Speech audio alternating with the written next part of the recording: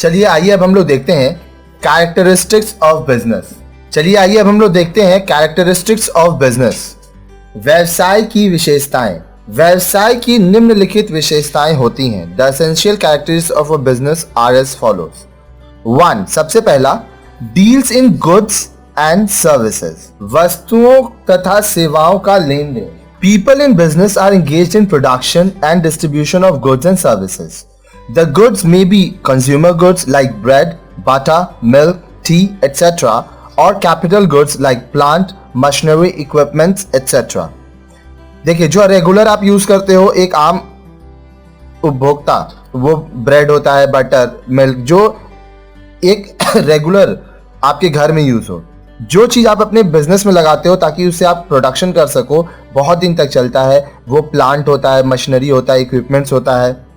The services may be in the form of transportation, जो क्या क्या सेवाएं हो सकती हैं, transportation, banking, insurance, warehousing, advertising and so on. व्यवसाय में लोग वस्तुओं अथवा सेवाओं के उत्पादन तथा वितरण कार्यों में संलग्न होते हैं।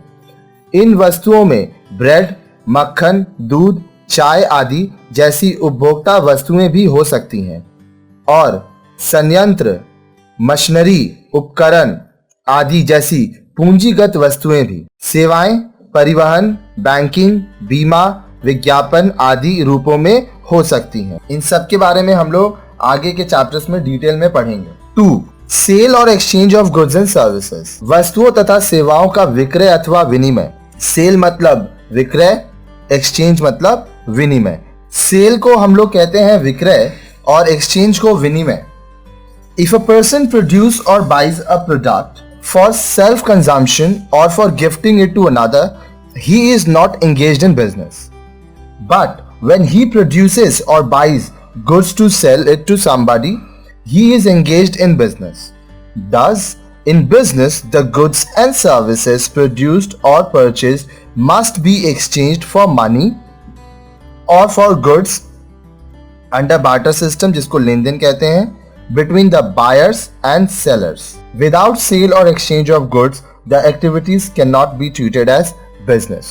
यदि कोई व्यक्ति अपने उपयोग के लिए या किसी व्यक्ति को उपहार देने के लिए कोई वस्तु खरीदता या उत्पादित करता है तो वह किसी प्रकार के व्यवसाय में संलग्न नहीं है।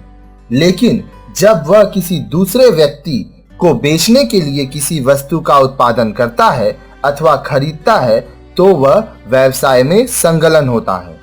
इस प्रकार व्यवसाय में क्रेता और विक्रेता के बीच वस्तुओं अथवा सेवाओं के उत्पादन अथवा क्रय में धन अथवा वस्तु विनिमय प्रणाली में का विनिमय आवश्यक है। बिना विक्रय अथवा विनिमय के किसी भी क्रिया को व्यवसाय की संज्ञा नहीं दी जा सकती। अगर आप रेगुलर नहीं कर रहे हो परचेज सेल, सिर्फ एक बार किए हो तो उसको बिजनेस नहीं करेंगे। रेगुलर करोगे तो ही वो व्यवसाय या बिजनेस माना जाएगा। चलिए आइए अब हम लोग आगे पढ़ते हैं। Regular exchange of goods and service, वस्तुओं और सेवाओं का नियमित विनिमय। एक्सचेंज मतलब विनिमय, लेन देन।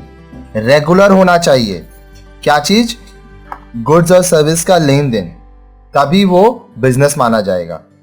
द प्रोडक्शन और buying and selling activities must be carried out on a regular basis.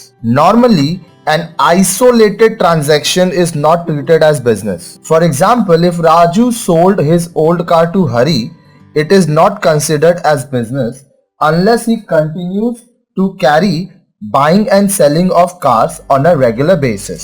इसमें वस्तुओं का नियमित उत्पादन अथवा क्रय विक्रय होना आवश्यक होता है। सामान्यतः एकाकी सौदा को व्यवसाय की संज्ञा नहीं दी जा सकती। उदाहरण के लिए, यदि राजू अपनी पुरानी कार हरि को बेचता है तो इसे व्यवसाय नहीं कहा जाएगा, जब तक कि वह नियमित रूप से कारों के क्रय विक्रय में संलग्न न हो। चलिए आगे देखते हैं।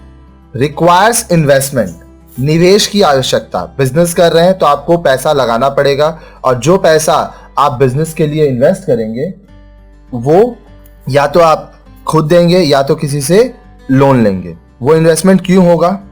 Every business activity requires some amount of investment in terms of land, labour और capital.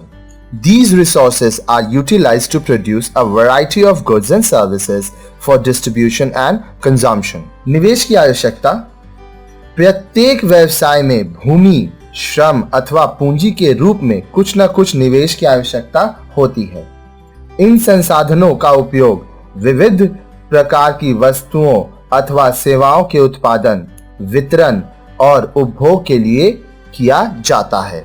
Aims at earning profit, बार बार आप ये सुन रहे हैं, अर्निंग प्रॉफिट, लाभ कमाने का उद्देश्य। Because activities are performed with the primary objective of earning income by way of profit. Business activities are performed with the primary objective of earning income by way of profit. Without profit, it is not possible to survive for a long period.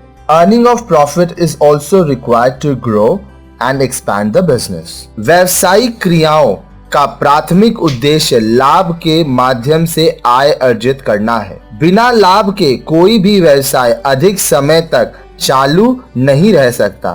लाभ कमाना व्यवसाय के विकास और विस्तार की दृष्टि से भी आवश्यक होता है। Involves risk and uncertainty of income.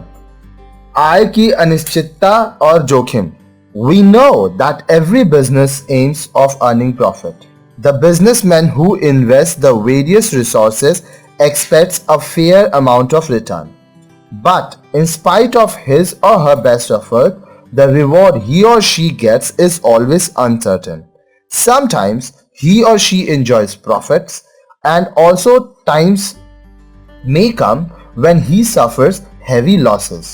This happens because the future is unpredictable and business person has practically no control over certain factors that affect his or her earnings. आय की अनिश्चितता और जोखिम। प्रत्येक व्यवसाय का उद्देश्य लाभ कमाना है। जब कोई व्यवसाय विभिन्न संसाधनों का निवेश करता है तो वह उसके बदले में कुछ न कुछ आय प्राप्त करना चाहता है, लेकिन उसके श्रेष्ठतम प्रयासों के बावजूद व्यवसाय में आय की अनिश्चितता बनी रहती है। कई बार उसे बहुत लाभ होता है और कई बार ऐसा भी समय आता है जब उसे भारी हानि उठानी पड़ती है। ऐसा इसलिए होता है क्योंकि भविष्य अनिश्चित है। व्यवसायी का आय को प्रभावित करने वाले तत्वों पर कोई नियंत्रण नहीं होता है। देखिए, बहुत तरह का रिस्क है। अर्थक्वेक आ गया, मार्केट में डिमांड कम हो गया, किसी भी रीजन से आप जो प्लान किए थे अगर वो सक्सेसफुल नहीं हुआ तो उस चीज का रिस्क बिजनेस में रहता है, तो इससे आपका लॉस हो सकता है। लेकिन कभी कभी आप रिस्क लेते हो तो आपका प्रॉफिट भी होता है। इसलिए जो बिजनेसमैन है वो हमेशा रिस्क लेता है। इसीलिए लोग कहते हैं कि बिजनेस में बहुत रिस्क होता है। अनसर्टेनिटी ऑफ इनकम, जो बिजनेस कर रहे हैं उनका जो इनकम है वो फिक्स नहीं है। किसी महीने ज्यादा कमाते हैं, किसी महीने कम कमाते हैं। इसीलिए जब कोई चीज निश्चित नहीं होती है हम लोग उसे अनसर्टेन कहते हैं।